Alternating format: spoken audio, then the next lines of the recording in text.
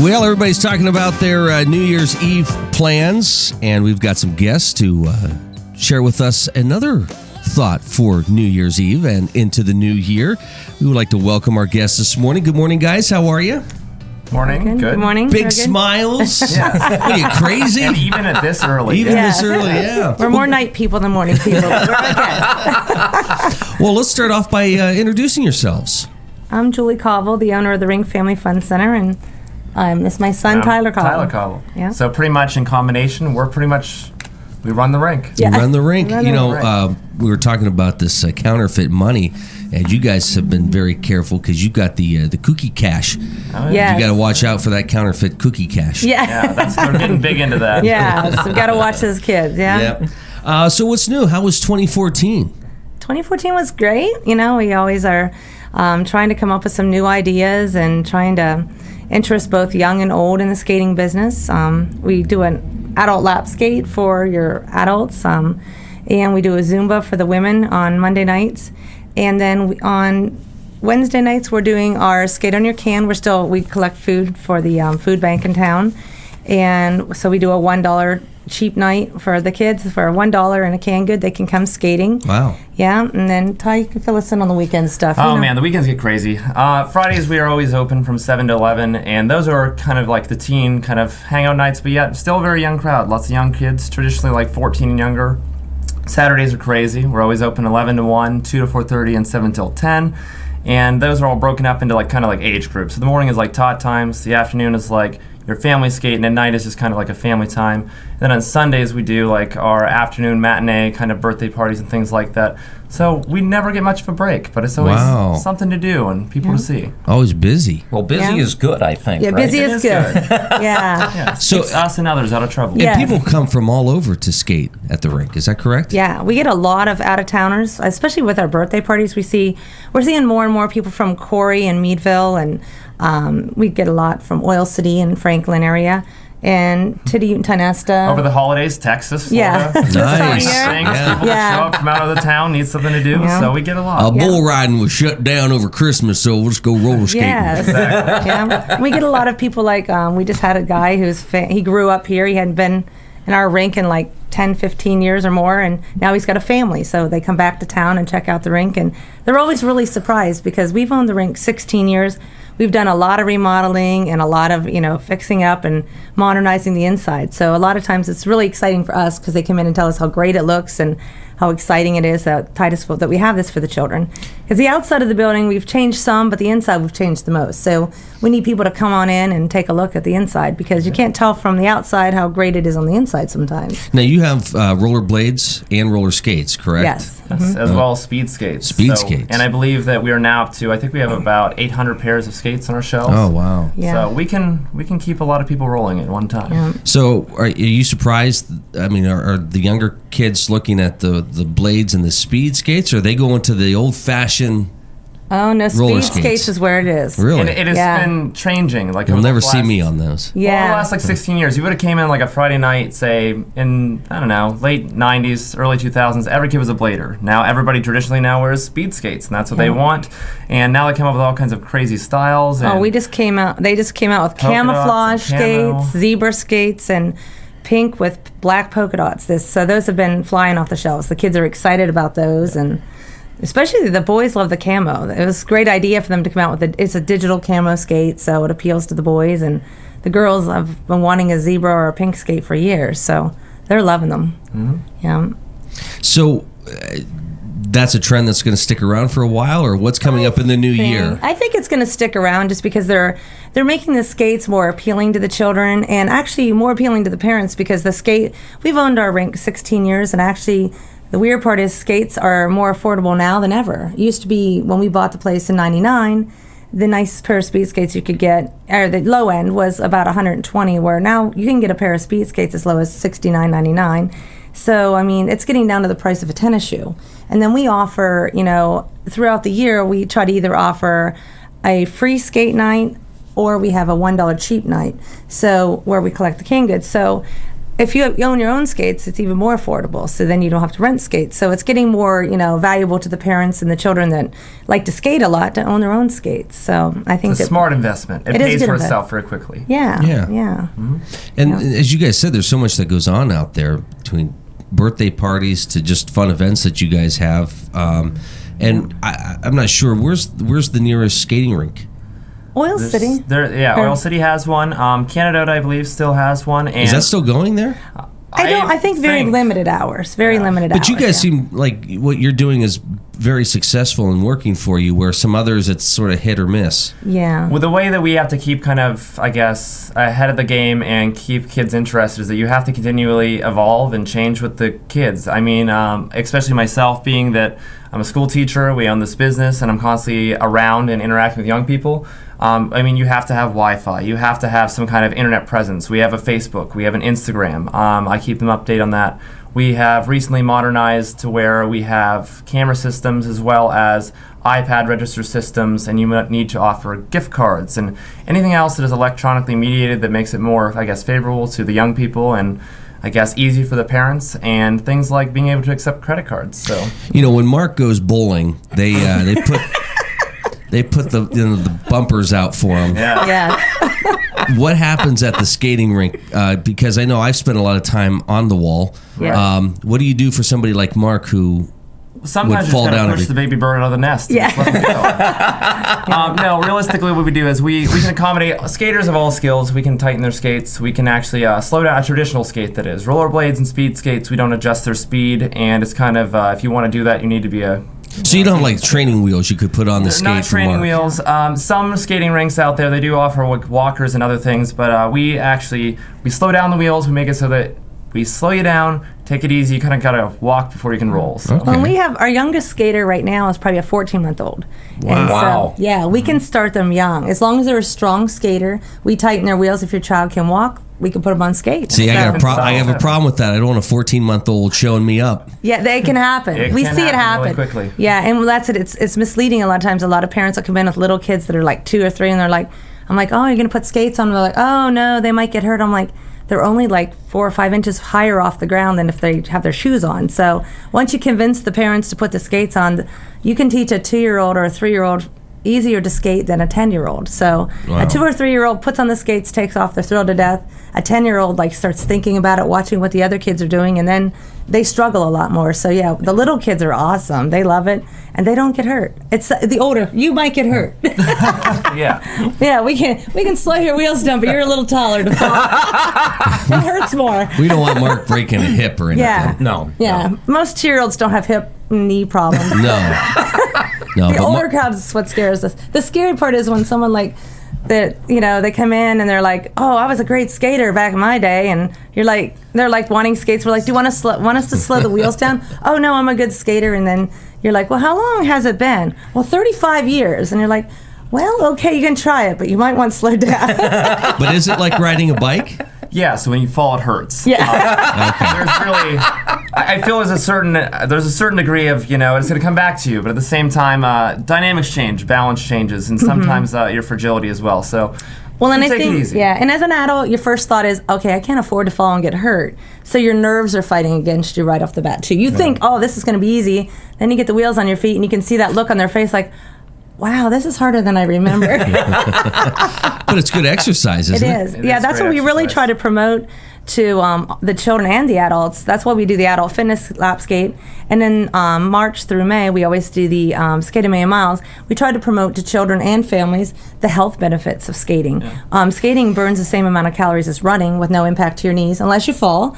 And every 17 laps, we have it calculated out. Every 17 laps is actually a mile. So these kids that come skating every Friday night or Saturday, they're burning calories. They're having fun with their friends, plus they're doing something great for themselves. Mm-hmm. And they're burning calories and doing something great. They're using muscles and burning calories.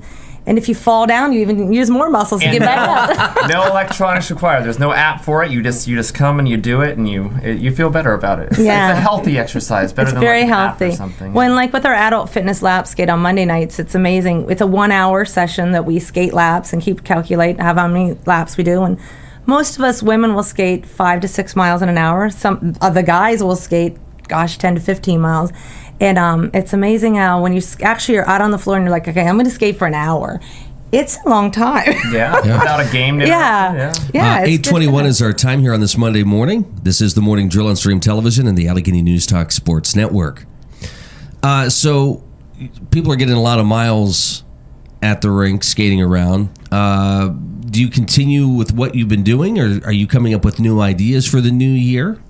Well, we haven't really came up with anything real new. You know, Tyler keeps constantly adding new games. The kids love being entertained. Our children live in an entertainment world. They have to be entertained. Like, what's next? What's next? Well, I know, and over the course of the last, say, 16 years, we began with maybe the traditional, we had the door game and the limbo and things like that. But now I think I'm upwards of, probably close to 15 or so skate games that we play regularly. They love dodgeball and 20-second tag, and we play dead bug, and kids tell me all the time, like, they practice them at home and they'll play them, in their kitchen. And you don't think of some of these silly games you come up with that a kid would go home and practice dead bug in their kitchen, but they do. So yeah. We have a little girl that has a microphone and makes her mom play dead bug in the kitchen. Nice. I just remember some of the fun. I mean, we did the door game. Oh yeah. The limbo. Yeah. Well, we still do the topsy-turvy trio, which kids can't ever get that right. They have a lot of versions of what they call it. But it's something I remember as a kid, and it's kind of life-threatening at times because you whip each other around the circle. But the kids love it, No, I would think part of the attraction is the music. So, definitely, yeah. What's the range of music? Do you stay with one style? Do you how do you plan the music, or do you take requests? Oh yeah, we take requests. Well, traditionally, I'm primarily the DJ, so I've been doing it now for 10 plus years. And as far as music goes, I'm always open to requests. We traditionally play a lot of pop music, but right now, with the combination of, we have a lot of Titusville kids and Tynesta kids and City Ute kids, and we're getting a greater country influence. They've gone country, They have gone country. We have, in fact, that's why camo skates are what are now flying off the shelf. Yes, the kids have gone country. It's really a mix of your pop music, your country music, but I mean, depending on the skate session, even with our Christian skate night and some of the private rentals, there's sometimes, a large Christian music influence, as well as, the occasional person that has to bust out some 80s. So we have the music. Oh, yeah. So all kinds. So when you're playing the country music, if the folks out on the rink skate backwards, do people get their lives back, their dogs, their wives, their jobs? We haven't seen that yet. I feel that skating can be therapeutic. We'll say that maybe in a roundabout way. Yeah. Because isn't that what happens when you play country music song backwards? Yeah, if you go backwards, sure. Yeah. I have to think that you both have a lot of fun with this. It sounds like that you do. It's the best job you could ever ask for. Yeah. Every night you get your hugs from the little kids that love you. You get the parents that now they were our kids that came, now they're bringing back their families, make you feel a little old, but they remember and talk about when they were there, and they're bringing back their families to meet us and to show us their kids, and so it's really rewarding. And they become your family. I mean, literally, like there's the same group of 200 to 300 kids that you see on and off over and over and over. And I mean, I know every single kid by name. Tyler's awesome at names. I know every kid by name. And I mean, I legitimately talk to every single skater at some point within the evening. And, I feel like they're all... And you get your little favorites. You get your favorites. You get the kids that you know by name for other reasons. And all in all, it's just kind of, it's all part of, our Rink family. So it's really nice. They do become your kids and your family. And it's funny. And then as they get older and they stop coming, that's when it's sad, because you became attached to them, and then when they quit coming, you're like, I hope they're staying out of trouble, because there's a lot of worldly influences out there that are not always positive. So when they stop coming, you get worried about them, and because you become so attached to them. Because in our town, it's like 8th grade and younger come skating. When they hit 8th grade, sometimes I think they're too cool, and I love it because they'll be the older sibling coming to a party, and they'll come out and I'll be like, you gonna skate? And they're like, no. And I said, you skated all the time as a kid. It's still okay. You can be cool and still skate. It takes them about a half an hour sometimes to finally give in. But then they see they can have fun, even though they're 9th or 10th grade now. They can still have a good time. Now you guys must be pretty good skaters too.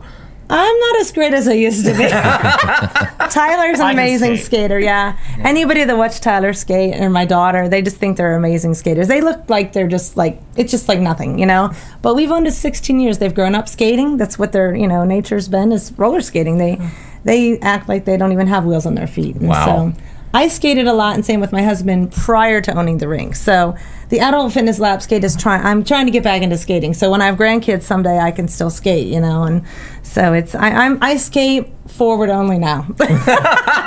I've taken a fall or two and it hurts. Yeah, I imagine it does. Yeah. When kids fall at the rink, it's funny. We always are like, we'll get you a slush puppy and an ice pack, and that usually solves most things. If you have a kid that doesn't, it works around here that way. Oh yeah, around here. Yeah, I told the pediatrician once, you need to invest in a slush puppy machine. We solve a lot of injuries and we fix a lot of things. Necks, backs. Yeah. But the little kids can bounce back. The adults, when you see an adult fall, it's kind of scary. And so, but I used to always say, you know, just an ice pack and a slushie is great, but I skinned my knee once and it does hurt. Yeah. And so, yeah, it can last for a couple of days. So what's the best part of this for you? I think the kids and the families and the smiles and the hugs. I've just said that, you know, if you have depression issues, you should own a skating rink because it's far more effective than any kind of medication. So yes. You can have that hard work week of, you know, I'm actually a high school science teacher, so all week I teach older kids, and then sometimes, you know, they're fun as well, but you know, there's times where you get overwhelmed with life and whatever else, and sometimes all it takes is a interaction with a young kid that is actually like, you know, goofy.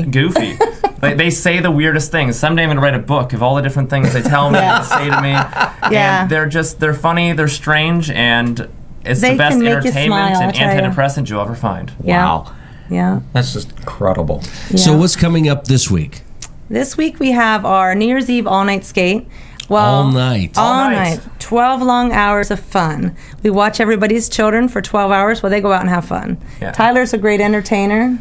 He's learned to entertain them well. Yes, I have this down to an art now. Now that I've done this multiple times, I have it down to like the hour and the second of everything we do. We usually traditionally start with, and people always think like, you know, do the kids, you know, stay awake the entire? Yeah, we they keep do. them up the entire time. It's 12 hours of nonstop entertainment, beginning at 7, ending at 7 in the morning. And I mean, we do skate games and regular things up until about midnight. Midnight, we always collectively watch the ball drop together. Usually around 1 or 2, we usually have a prize balloon drop. So we have balloons filled with prizes. Wow. I usually then traditionally show a slideshow of all the past events, and it's fun for them to sit and watch, you know, their pictures Last year's kids' pictures, yeah. Then we usually have relay races around 3 a.m., 4 a.m. We usually have dodgeball, and then sometimes we'll end with a movie. So the night seems long and daunting at the beginning, but as you get into it, it goes pretty fast. Yeah, and it's great for all ages. We get all different ages. And I think the parents, you know, especially now that we have security cameras and stuff inside and outside the building, parents know that we're strict. Kids cannot go outside the building. They have to stay inside the building. If their parents want to pick them up early, we ask them to come in and pick them up. Yeah. And so I think that parents, especially now that we've done this 16 years, they know that it's a safe place to leave their children, that they're going to be entertained, they're going to have a good time, and we keep them safe. And so I think that it's, you know, every year we get more and more little kids too. Really, as young as 5, and as usually it's 5 to 14 is the 5 to main 14, group. yeah. Wow. Now, do folks need to call and register for the event, or do they just show up? They just show up, yeah. You just show up. For $20, we'll keep your kid all night and feed them pizza and pop, and we keep them safe and entertained. And we always tell the parents, we watch them for 12 hours, then when you get them home, they're going to sleep all day. So for $20, you get almost 24 to maybe longer hours off. Yeah. So Wow. it's How pretty, can you beat that? That's what we say. Lynn, don't pay yet. You can pay after. She's Lynn Podensky. You know, she was, I think, an award-winning skater at one time. Was she really? Yeah. We haven't seen her out there in a while. Well, she has so many hidden talents. She doesn't like to brag about it. Yeah. But, how can folks get a hold of you if they would like to get more information on these events? Well, you can always call the rink at 827-3412, or Tyler updates our Facebook constantly. If you want to find us on Facebook, I have a strong Facebook presence, so it's just facebook.com/the Rink Family Fun Center, and you can message us on there, but realistically, I'll probably then send you a call, Julie, at the rink. Excellent. Yeah. Hey, thank you guys very much. Thank Happy you. New Year. Happy New Year to you. Thanks for having us. This is the Morning Drill on Stream Television and the Allegheny News Talk Sports Network. News is next.